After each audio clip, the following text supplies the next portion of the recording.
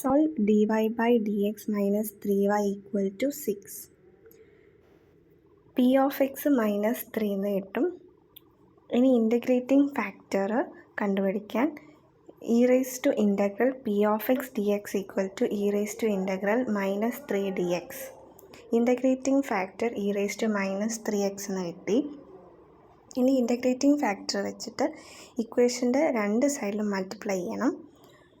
എന്നിട്ട് D Y by D X e raise to minus 3x into Y equal to 6 into e raise to minus 3x എന്ന് കിട്ടും.